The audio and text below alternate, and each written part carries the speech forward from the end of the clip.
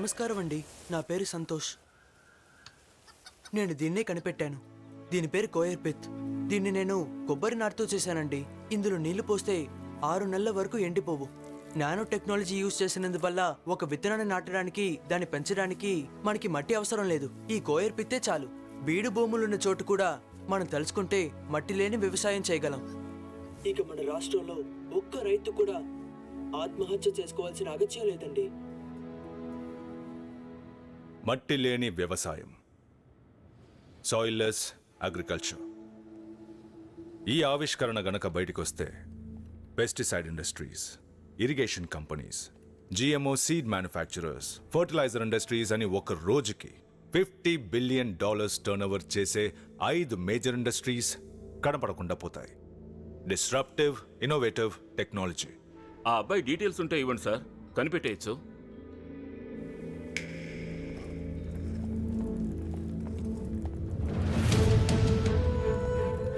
ఈ అబ్బాయికి నేను లొబాటమీ చేశాను. సార్ సార్ సార్ వద్దు సార్ సార్ నన్ను వదిలేండి సార్ సార్ వద్దు సార్ వద్దు. వీడి ప్రీ ఫ్రంటల్ కార్టెక్స్ ఇక పనిచేయదు. చెయ్యెత్తు, చేయించు. వీడు స్వయంగా ఆలోచించే శక్తిని కోల్పోయాడు. 50 సంవత్సరాలుగా ఈ లొబాటమీనే మనం చేస్తున్నాం, సూది లేకుండా క్లాస్ రూమ్లో. Stand up on the bench. Stand up on the bench.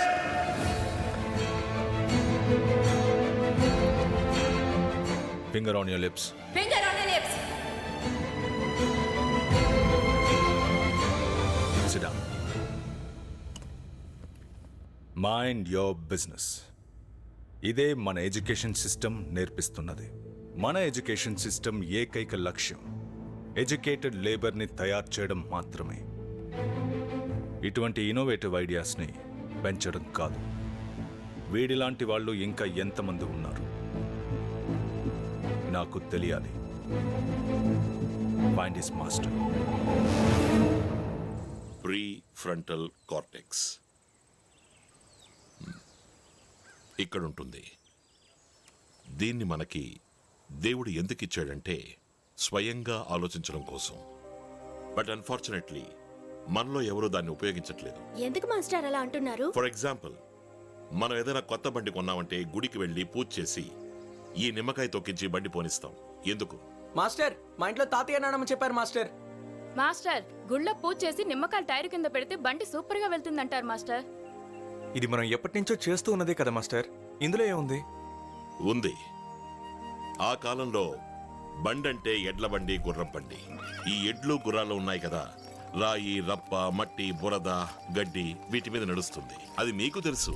అందువల్ల వాటి కాళ్ల మధ్యలో పుళ్ళవుతాయి. ఆ పుళ్ళ మీద బురద పడగా పడగా ఇన్ఫెక్షన్ అయ్యి పురుగులు పడతాయి. పురుగులు పడితే బండి నడవదు.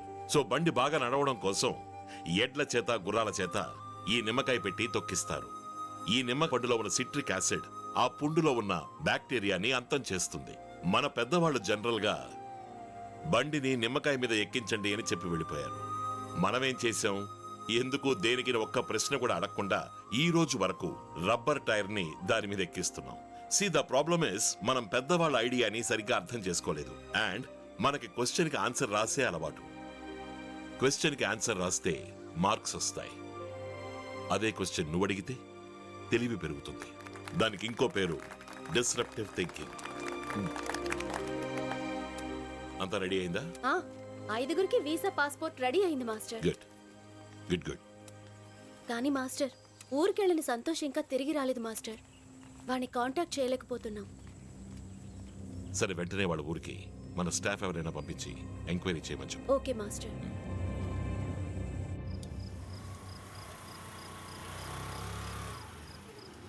అంకుల్, ఏంటిక్కడ? ఏం లేదమ్మా. చేతిలో కప్పేంటి? ఇది 6వ క్లాసు సైన్స్ ఎగ్జిబిషన్లో మహాకొచ్చిన కప్పు. ఈరోజు రిజల్ట్ కదా. మర్చిపోయాను. రిజల్ట్ ఏమైంది? పాస్ అయిందమ్మా.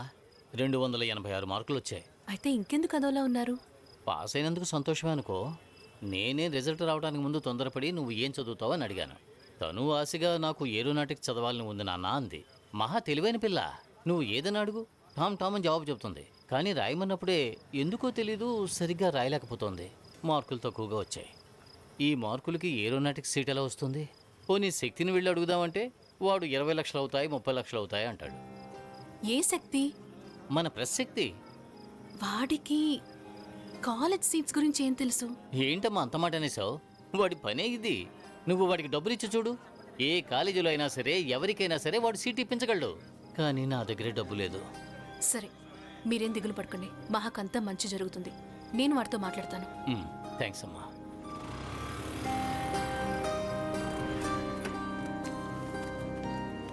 శక్తి, రామా మీరా, శక్తి, ఏమైంది? శక్తి ఎక్కడా? మేడం మీద ఉన్నాడు.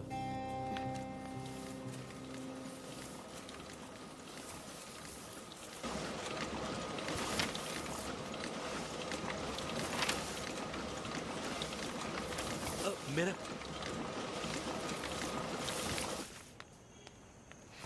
శక్తి, ఫ్రాడారా నువ్వు? డబ్బు కోసమేగా ఇలాంటి నీచమైన పనులు చేస్తున్నావు? నువ్వు తప్పుగా అనుకుంటున్నావు మీరా.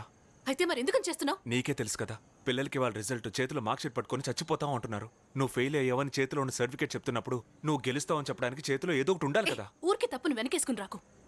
నువ్వు ఫేక్ సర్టిఫికెట్ కొట్టిస్తే అంత సరిపోతుందా? వాళ్ళందరూ నీలాగా ఫ్రాడ్లే అవుతారు. ఓ, నేను ఫ్రాడా? నేనిచ్చే ఇవన్నీ ఫేక్ సర్టిఫికేట్లా?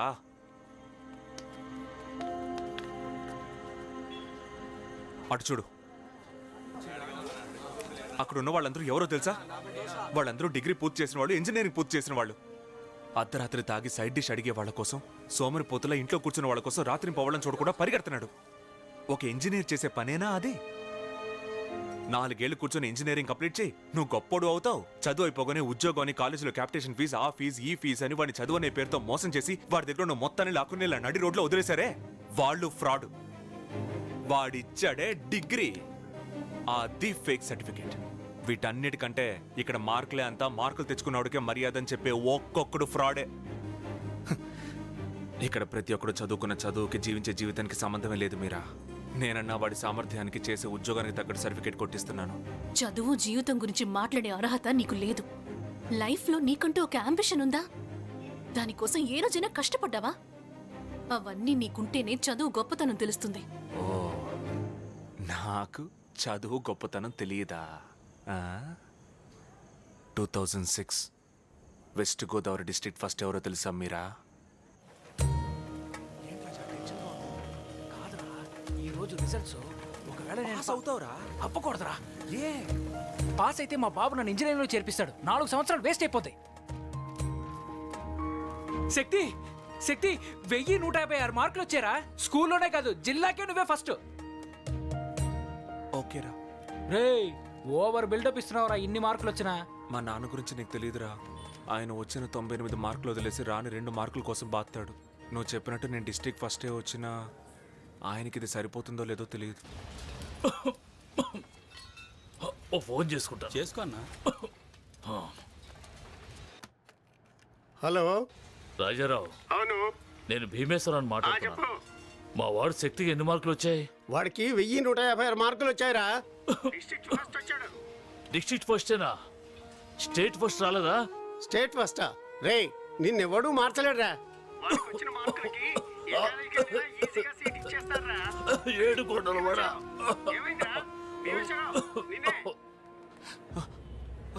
అక్కడున్నారా?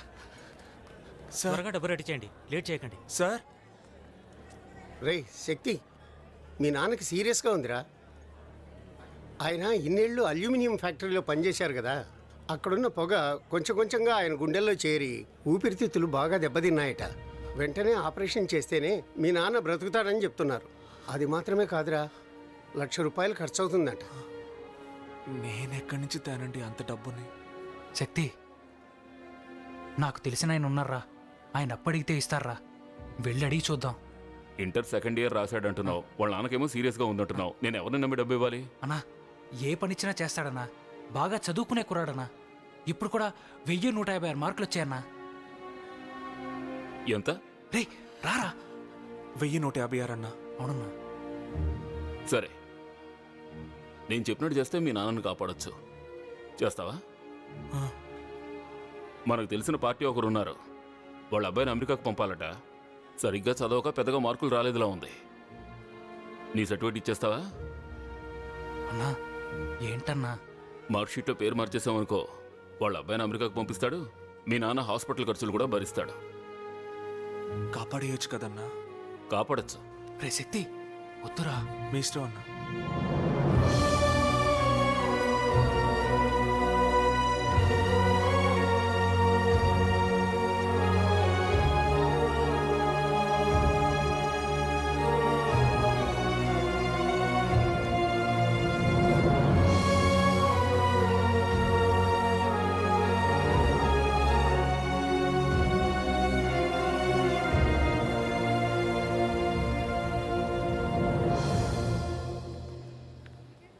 నాన్న శక్తి, ఇలా రారా.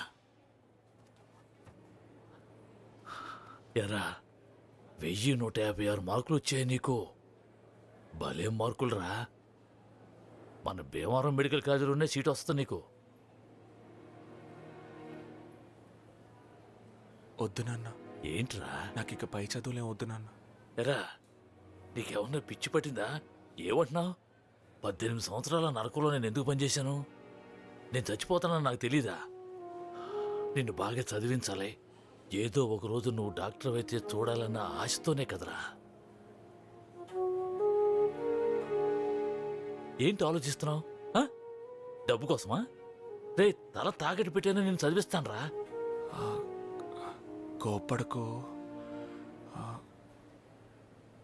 మార్క్ షీట్ని నేను అమ్మేశాను.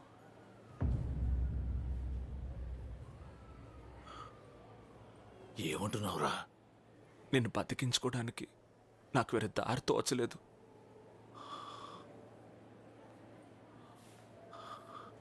రే నీ తరవైనా చదువుకోవాలనే కదరా నేను ఇన్నేళ్ళు ఎంత కష్టపడ్డాను. మార్క్ షీట్ అమ్మేశానని వచ్చి చెప్తున్నావు?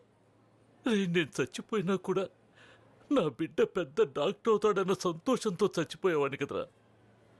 ఇలా ప్రాణాలు కాపాడి వెన్నుపోటు పొడి చేసావు కదరా.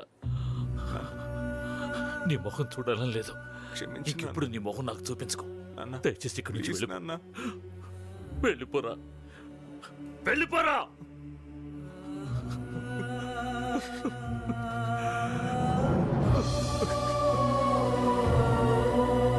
మా నాన్న ప్రాణాలు కాపాడినప్పటికీ ఆయన నన్ను ఒక ఫెయిల్యూర్గానే చూశారు. బుర్ర బద్దలు కొట్టుకుని బుక్కులో ఒక్క అక్షరం వదలకుండా కష్టపడి చదివింది నేను. కానీ ఈ లోకం నన్ను నమ్మలేదు, నా సర్టిఫికేట్ నేను నమ్మింది. కుక్కకి బిస్కెట్లు విసిరినట్టు నాకు డబ్బులు విసిరి నా సర్టిఫికేట్ కొనుక్కొని అమెరికాకు వెళ్ళాడు చూడు, వాడు బతక నేర్చినవాడు. అప్పుడు నాకు అర్థమైంది, ఈ లోకం సామర్థ్యాన్ని కాదు సర్టిఫికేట్ని నమ్ముతుందని. నేను బతక నేర్చిన వాడిగా మారాలని డిసైడ్ అయ్యాను. అన్నా. ఏంటమ్మా? నా 10th క్లాస్ సర్టిఫికేట్ ఇస్తే ఎంత ఇస్తావన్నా? ఎందుకంటే ఈ లోకం బతక నేర్చిన వాడిని సక్సెస్ఫుల్ అని ముద్రేస్తుంది. నువ్వు హీరోలా మాట్లాడుతున్నావు శక్తి. ఇక్కడ తప్పు చేసే ప్రతి ఒక్కడు వాడి వైపు న్యాయం ఉందనే అంటాడు. నువ్వు అదే అంటున్నావు. నువ్వు జీవితాన్ని కాపాడుతాను అని కొట్టించే ఒక్కో సర్టిఫికేట్ వల్ల ఎంతమంది వాళ్ళ జీవితాన్ని కోల్పోయారో తెలుసా నీకు? తెలుసో తెలియకో నువ్వు నీలాంటి ఫ్రాడ్లనే తయారు చేస్తున్నావు. సిస్టమ్ సరిగ్గా లేదు, సొసైటీ సరిగ్గా లేదు, దానికి మనమేం చేయగలం అనుకుని ఊరుకోవడమో తప్పుకోవడమో హీరోయిజం కాదు శక్తి. మన వల్ల అయింది మనం చేద్దామని దిగి పోరాడి చూడాలి. ఎంతమందికి నువ్వు అర్హతను పక్కన పెట్టి కేవలం డబ్బు తీసుకుని సీట్లు ఇప్పించుంటావు. మహా ఏరోనాటికల్ ఇంజనీరింగ్ చదవాలని ఆశపడుతోంది. అందుకు కావాల్సిన అర్హత తనకుంది. నీ వల్ల అయితే నిజాయితీగా ఒక్క పైసా కూడా తీసుకోకుండా తనకి సీట్ ఇప్పించు. అప్పుడు ఒప్పుకుంటాను నువ్వు హీరో అని.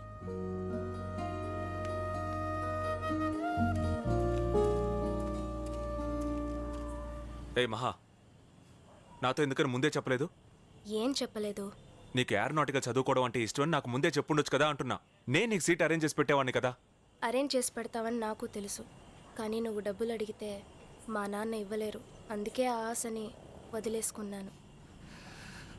ఇలా చూడు మహా, 10 పైసలు ఖర్చు అవ్వకుండా నేను నీకు సీట్ ఇప్పిస్తాను. నీకు నా మీద నమ్మకం ఉంటే చాలు. ఎప్పుడూ కమిషన్ డబ్బులు నువ్వే కరెక్ట్గా తీసుకొచ్చి ఇస్తూ ఉంటావు. ఇప్పుడు నువ్వే సీటు ఫ్రీగా అడగచ్చా చెప్పు? ఈ ఒక్కసారి కన్సిడర్ చేయండి సార్. తను బాగా తెలివైన అమ్మాయి సార్. నువ్వు పిచ్చోళ్ళ ఉన్నావే. మెరిట్కి సీట్ ఇవ్వాలి, కోటాకి సీట్ ఇవ్వాలి, ఆ తర్వాత మేము డబ్బులకి సీట్ ఎప్పుడు ఇవ్వాలి? కామెడీ చేయకు శక్తి, వెళ్ళు. వస్తున్నాడు. వాడు సీట్ ఇస్తా అన్నాడు, నేనే వద్దన్నా. ఎందుకు? మరి ఫ్లైట్ ఎంత పెద్ద ఉంటుంది?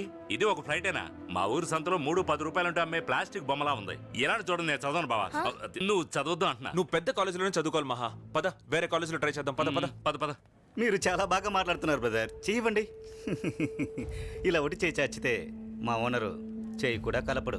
అయినా టాలెంట్ ఎందుకు చెప్పు, 4 తీసుకోవడానికి. ఇక్కడ డబ్బు లేకపోతే ఏది జరగదు బాసు. మార్కులు తక్కువ వచ్చాయి. మన కులం పిల్ల అయితే పర్వాలేదు, ఎలాగోలా అడ్జస్ట్ చేసుకోవచ్చు. కానీ మన పిల్ల కాదుగా. నువ్వా డబ్బులు లేవంటున్నావు? పిల్ల చూడ్డానికి అందంగా ఉంది, ఏదన్నా అడగకూడదు అడుగుతారేమో శక్తి. సార్, నువ్వు నా మీద కోపడతావేంటి? ఈ లోకంలో ఏది ఆశించకుండా ఏది దొరకదు. ఒకటి పొందాలంటే ఒకటి త్యాగం చేయక తప్పదు. ఇన్నాళ్ళు మనం డబ్బు తీసుకుని ఎంతమందికి సీట్లు ఇప్పించుంటాం. ఆ పాపమేనేమో ఈ రోజు వరకు పిల్లలు లేరని బాధపడుతున్నాను. కానీ ఆ పిల్లల్ని కని వాళ్ళ చదువులకి సీట్లకి అడ్డమైన వాళ్ళ కాళ్ళు పట్టుకునేటప్పుడు పిల్లలు లేకపోవడమే మంచిదనిపిస్తుంది శక్తి. ఏం బావా, మన వల్ల కదా మన శ్రీనివాసరావు విద్యాశాఖ మంత్రి అయ్యాడు. ఆయన వెళ్ళి అడగచ్చు కదా. వాడు నిజాయితీగా ఇప్పించడు. ఇంకో నీతి నిజాయితీ చూస్తే పని జరుగుద్దా? మరి ఇప్పుడు ఏం చేయమంటావు? అయితే తను వస్తుందిగా, తనతో చెప్పే. అన్నా, మా నాన్న ఇంట్లో లేరు, స్కూల్కి వెళ్ళాలి, నాతో వస్తావా? పదమ్మా. ఏంటి మహా, హా? ఊరు చివరికి వచ్చేసాం. మొత్తం పొలాలే ఉన్నాయి. దగ్గరకు వచ్చేసావన్నా? డైలీ ఇంత దూరం వస్తున్నావా? అవునన్నా, నేను 6th ఫెయిల్ అయ్యాను కదా, అందుకని నాకెవరు సీట్ ఇవ్వలేదు. ఈ స్కూల్ మాత్రమే నాకు సీట్ ఇచ్చింది. అందుకే కష్టంగా ఉన్నా నాన్నే రోజు దించి తీసుకెళ్తున్నారు.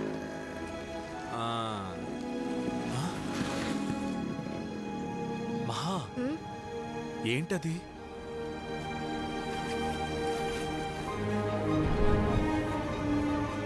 మా మాస్టర్ 8th క్లాస్లో కైనెటిక్ ఎనర్జీ మీద ఓ క్లాస్ తీశారు. ఇలా గాలిపటాన్ని ఎగరేసి ఎలక్ట్రిసిటీ క్రియేట్ చేయగలమని మాస్టర్ అన్నారు. అటు చూసావా, అదే గ్రామీణ శుభ్రత కేంద్రం. 2 డయాలిసిస్ మిషన్లు ఊరికే పడున్నాయి. ఆ తర్వాత మేము మాస్టరు కలిసి ఇలా గాలిపటాలను ఎగరేసి ఎలక్ట్రిసిటీ జనరేట్ చేసి దానికి ఇచ్చాం. ఇప్పుడు సూపర్గా పనిచేస్తుంది. ఇంత బాగా నేర్పిస్తున్నారా ఈ రోజుల్లో? అవునన్నా, మా మాస్టర్ మీరేం నేర్చుకున్నా అది మీకు మాత్రమే ఉపయోగపడకుండా మిగతా వాళ్ళకి ఉపయోగపడాలి, అప్పుడే దాని చివరి వరకు మర్చిపోకుండా ఉంటామని అంటారు. ఆ రోజుల్లో మా సార్ చదివితే చాలన్నారు, మీ సార్ నేర్చుకో అంటున్నారు. సూపర్ కదా.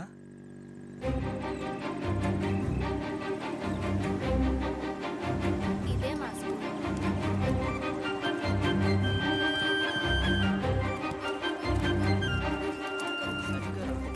ఇదేంటి మహా? ఇదే బెలూన్ శాటిలైట్. ఈ స్కూల్ చుట్టూ ఉన్న global warming, pollution level, climate change అన్నిటినీ కనిపెడుతుంది. అదిగో వాడే మహేష్, దాన్ని కనిపెట్టాడు. రోజు కష్టపడి చెరుకు తోటకి వెళ్తున్నారు కదా, దానికి బదులుగా ఈ సెల్ లో చెరుకుని ఒక నంబర్ స్విచ్ చేశాను. మీరు కాల్ చేస్తే మోటార్ ఆన్ అవుతుంది, మళ్ళీ కాల్ చేస్తే ఆఫ్ అవుతుంది. మహా, ఒక్కొక్కడికి ఫోన్ ఆన్ చేయడమే తెలియట్లేదు. వీడు ఫోన్ తో మోటరే ఆన్ చేసేయచ్చు అంటున్నాడు. అదొక చిన్న ప్రాజెక్టు, ఇంకా చాలా ఉన్నాయి. లోపలికి రా. ఇక్కడ ఒక్కొక్కరు ఏదో ఒకటి చేస్తూనే ఉన్నారు. వీళ్ళందరూ స్టూడెంట్సేనా? ఇక్కడ ఉన్న వాళ్ళంతా నాలాగా ఫెయిల్ అయ్యి సీటు దొరకని వాళ్లే. మాస్టరే మా అందరికీ నేర్పిస్తున్నారు. ఏంటి మహా? ఇదే మా ఇన్నోవేషన్ ల్యాబ్. ఇది అస్సలు పనిచేయడం లేదు. ఏంట్రా ఇది? ఇదన్నా బియ్యంలోంచి రాళ్ళనేరే మిషన్ అన్నా. బియ్యంలో ఉన్న రాళ్ళు ఏరడానికి కూడా ఒక మిషనారా? అన్నా, మీకు నాకు ఇది చిన్న విషయం కావచ్చు, కానీ మా అమ్మకి పెద్దది. ఎందుకంటే మా అమ్మకి కళ్ళు కనిపించవు. అందుకే అన్నా, మా అమ్మకి సాయం చేయాలనిపించింది. అందుకే ఈ మిషన్ కనిపెట్టాను. ఇప్పుడు అమ్మకి ఈజీగా ఉంటుంది కదన్నా. సరే, ఫీల్ అయింది చాలు, అదా. హాయ్ మహా. హాయ్. ఎలా ఉన్నావు? బాగున్నాను. ఏ మహా, వీళ్ళందరూ ఏదో ఒకటి కనిపెడుతున్నారు. మరి నువ్వేం కనిపెట్టావు? నేనా?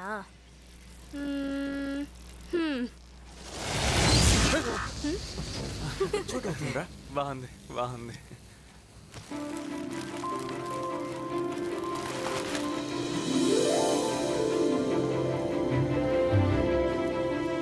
ఏంటమ్మా ఇది?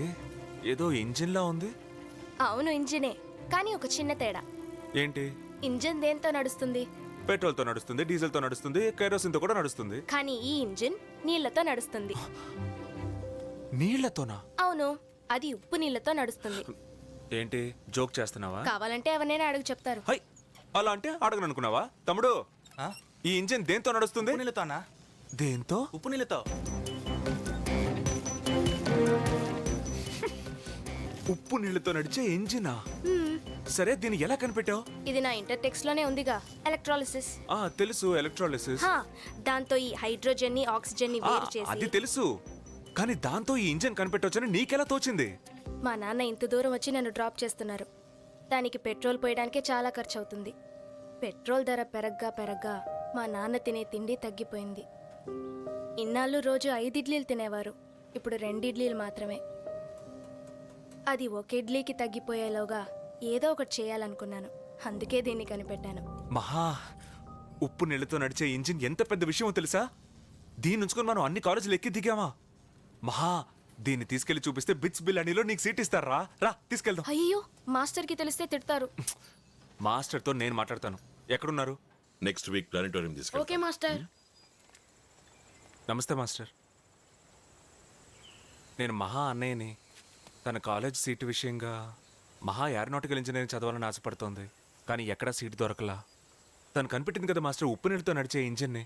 దాన్ని మీరు కనుక ఇస్తే దాంతో సీట్ సంపాదించవచ్చు మాస్టర్. హలో, నువ్వు కమిషన్ సంపాదించడం కోసం నా స్టూడెంట్ తన ఆవిష్కరణని వాడుకుంటావా? కమిషన్ ఏం కాదు మాస్టర్, మహా ఆశపడి. నా స్టూడెంట్ని ఎలా కాపాడుకోవాలో నాకు బాగా తెలుసు. నువ్వు ఒక ఫ్రాడ్. Get out. మాస్టర్, ఆ మెషిన్ని పట్టుకెళ్ళి ఏ కాలేజీలో చూపించినా సీట్ ఇచ్చేస్తారు. మీకు బతకడం తెలియట్లేదు మాస్టర్. చివరిసారిగా చెప్తున్నా, గెట్ అవుట్. Sorry master.